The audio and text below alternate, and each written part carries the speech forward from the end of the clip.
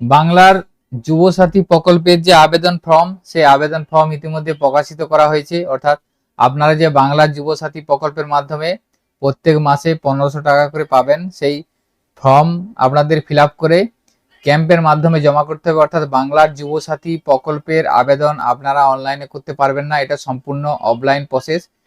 Application form জমা করতে হবে এবং অ্যাপ্লিকেশন ফর্ম আপনারা ক্যাম্পের মাধ্যমে জমা করবেন। 15ই ফেব্রুয়ারি থেকে এই ক্যাম্প শুরু হবে এবং এই ক্যাম্প বিধানসভা অনুযায়ী হবে। আপনারা আপনাদের ব্লক অফিস বা গ্রাম পঞ্চায়েত থেকে আপনারা জেনে নিতে পারবেন যে আপনাদের বিধানসভায় বা আপনাদের এলাকায় কোন জায়গায় ক্যাম্প আছে, সেই ডিটেলস আপনারা সেখান থেকে জেনে নিতে পারবেন। এছাড়াও আপনারা অনলাইনের মাধ্যমে স্পেশাল ক্যাম্প দেখতে পারবেন। সেই জন্য আপনারা apas.wb.gov.in এই পোর্টাল ওপেন করবেন। এখানে দেখুন ফাইন্ড ইওর ক্যাম্পের পাশে দেখুন লেখা আছে স্পেশাল ক্যাম্প 15 থেকে 28 ফেব্রুয়ারি 2026। অর্থাৎ এই পোর্টালের মাধ্যমে আপনারা অনলাইনে দেখে নিতে পারবেন যে আপনাদের এলাকায় কোথায় কোথায় স্পেশাল ক্যাম্প কত তারিখ আছে, সেটা আপনারা অনলাইনের মাধ্যমেও জেনে নিতে পারবেন বাংলার যুবসাথী প্রকল্পের জন্য। তো আমি এখন স্ক্রিনে দেখাচ্ছি, দেখুন বাংলার যুবসাথী প্রকল্প। এই প্রকল্পের যে অ্যাপ্লিকেশন ফর্ম, এই অ্যাপ্লিকেশন ফর্মটি প্রকাশিত করা হয়েছে। এই অ্যাপ্লিকেশন ফর্মটা আপনারা কোথায় পাবেন, কিভাবে ফিল আপ করবেন, এছাড়াও এই অ্যাপ্লিকেশন ফর্মের সাথে কি কি ডকুমেন্টস আপনাদেরকে দিতে হবে, সম্পূর্ণ বিস্তারিত আজকের ভিডিওর মাধ্যমে আমি আপনাদের জানাবো। তাই ভিডিওটি স্কিপ না করে আপনারা সম্পূর্ণ দেখবেন এবং আমাদের সাথে থাকবেন। তো এখানে দেখুন বলা আছে বাংলার যুবসাথী প্রকল্প অ্যাপ্লিকেশন ফর্ম। এখানে আপনারা ফর্মটি ইংরাজি বড় হাতের অক্ষরে পূরণ করতে হবে, সেটা এখানে বলা আছে।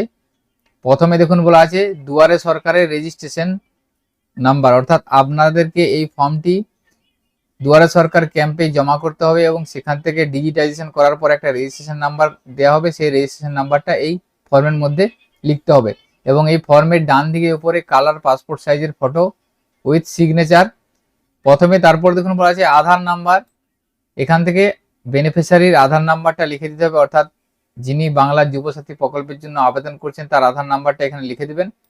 এরপর বলা আছে বেনিফিশিয়ারি নেম, অর্থাৎ যিনি উপভোক্তা তার নামটা এখানে মাধ্যমিকের যে অনুযায়ী সেই অনুযায়ী নামটা এখানে লিখতে হবে। মাধ্যমিকের অ্যাডমিট বা মাধ্যমিকের রেজাল্ট বা সার্টিফিকেট অনুযায়ী যে নামের স্পেলিং আছে সেটা এখানে লিখতে হবে।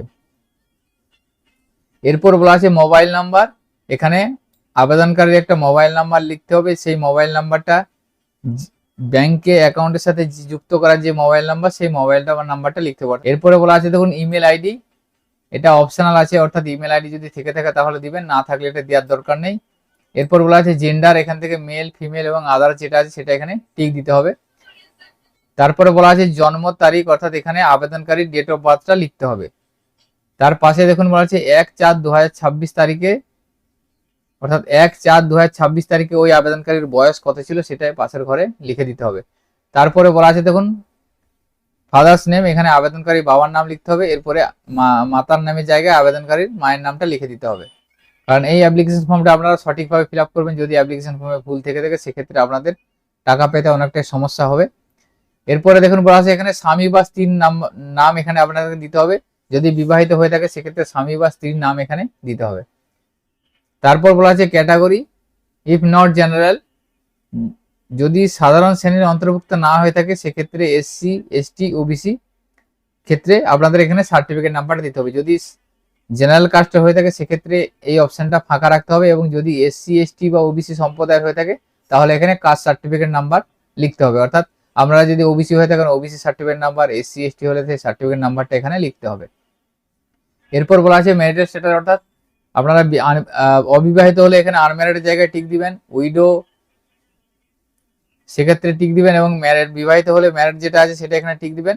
এরপর দেওয়া আছে কন্ট্যাক্ট ডিটেলস, কন্ট্যাক্ট ডিটেলসে এখানে আপনাদেরকে অ্যাড্রেসটা দিতে হবে।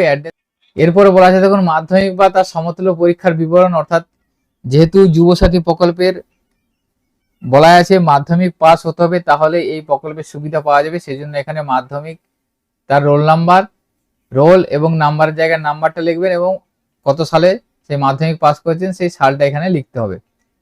এবং বোর্ড যেটা আছে মাধ্যমিক, অর্থাৎ কোন বোর্ড থেকে মাধ্যমিক দিয়েছে সেটা এখান থেকে আপনাদের সিলেক্ট করতে হবে। এরপরে দেখুন আছে শিক্ষাগত যোগ্যতা, অর্থাৎ এডুকেশন কোয়ালিফিকেশন, হায়েস্ট সর্বোচ্চ শিক্ষাগত যোগ্যতা সেটা এখানে লিখতে হবে। যদি আপনারা মাধ্যমিকই পাস হয়ে থাকেন তাহলে মাধ্যমিক লিখবেন, যদি আপনারা উচ্চ মাধ্যমিক হয়ে থাকে তাহলে এইচএস লিখবেন, গ্র্যাজুয়েশন হয়ে থাকলে গ্র্যাজুয়েশন লিখবেন, আপনার সর্বোচ্চ শিক্ষাগত যোগ্যতা সেটা এখানটায় লিখে দিবেন। এরপরে দেখুন বলা আছে প্রেজেন্ট অকুপেশন অর্থাৎ বর্তমান পেশা, এখানে বর্তমানে আপনি কি করেন সেটা এখানে লিখে দেবেন। স্টুডেন্ট হলে স্টুডেন্ট লিখবেন। এরপর নিচে বলা আছে দেখুন ব্যাংক অ্যাকাউন্ট ডিটেলস, আধার লিঙ্কের, অর্থাৎ আপনাকে একটা ব্যাংকের অ্যাকাউন্টের ডিটেলস এখানে দিতে হবে, যে অ্যাকাউন্টে আপনারা টাকাটা পাবেন সেই অ্যাকাউন্ট ডিটেলস এখানে দিতে হবে, একটা সচল ব্যাংক অ্যাকাউন্ট, এখানে সেই ব্যাংক অ্যাকাউন্টের সাথে আধার লিঙ্ক থাকতে হবে। সেই ব্যাংকের অ্যাকাউন্টের সাথে যদি আধার লিঙ্ক না থেকে থাকে সেক্ষেত্রে আপনারা অন্য ব্যাংক দিবেন, অর্থাৎ আধার লিঙ্ক সংযুক্ত সহ একটি ব্যাংক অ্যাকাউন্ট আপনাদেরকে এখানে দিতে হবে।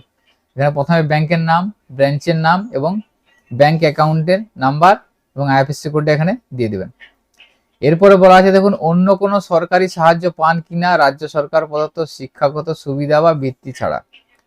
এখানে বলা আছে আপনি যদি এই রাজ্য সরকারের কোন রকম সহায়তা পান তাহলে এখানে ইয়েস এর জায়গায় টিক দিবেন, যদি না পেয়ে থাকেন তাহলে না টিক দিবেন। অর্থাৎ শিক্ষাগত সুবিধা বা বৃত্তি ছাড়া, অর্থাৎ আপনি যদি কোনো স্কলারশিপ বা স্টাইপেন্ড যদি পেয়ে থাকেন সেটা ছাড়াও অন্য কোনো যদি রাজ্য সরকারের সুবিধা পেয়ে থাকেন তাহলে এখানে হ্যাঁ বা না এটা করতে হবে। যেমন ধরুন আপনার লক্ষ্মীর ভান্ডার বা কৃষক বন্ধু, এই ধরনের রাজ্য সরকারের আরো বিভিন্ন যে প্রকল্প বা স্কিম আছে সেই স্কিমের আর্থিক যদি সুবিধা পেয়ে থাকেন তাহলে আপনারা হাতে টিক দিতে হবে, আর না হলে না করবেন।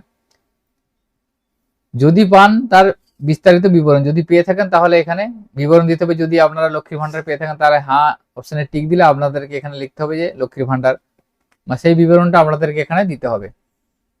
এরপরে বলা আছে আপনারা এই আবেদনপত্রের সাথে কি কি ডকুমেন্টস আপনাদেরকে দিতে হবে। যে সমস্ত ডকুমেন্টস গুলো আপনারা আবেদনপত্রের সাথে দিবেন সমস্ত ডকুমেন্টস গুলো আপনাদেরকে সেলফ অ্যাটেস্টেড করতে হবে। প্রথমে দেখুন বলা আছে এখানে যে 6টা ডকুমেন্টস এর কথা বলা আছে, এই 6টা ডকুমেন্টস এর মধ্যে যে ডকুমেন্টস গুলো আপনারা দিবেন সেই ডকুমেন্টস এর পাশে বক্সে আপনারা টিক দিবেন।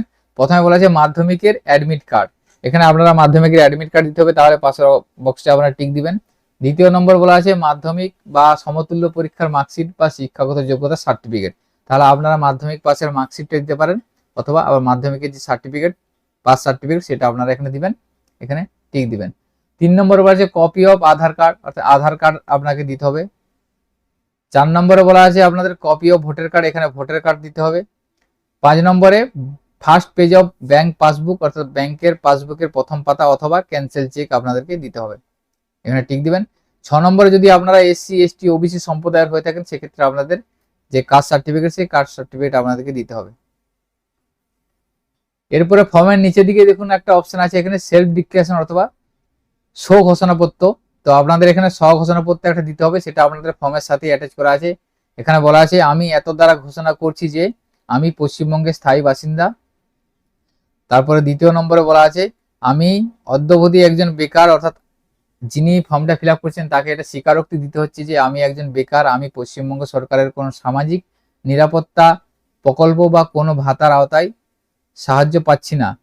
অর্থাৎ আপনি এখানে স্বীকারোক্তি দিবেন যে আপনি একজন বেকার, আপনি সরকার পশ্চিমবঙ্গ সরকারের সামাজিক যে কোনো প্রকল্প সেই প্রকল্প বা কোনো ভাতা আপনি পান না, রাজ্য সরকার প্রদত্ত শিক্ষাগত সুবিধা বা বৃত্তি ছাড়া, অর্থাৎ আপনি স্কলারশিপ বা টাইফেন ছাড়া অন্যান্য কোনো ভাতা পান না।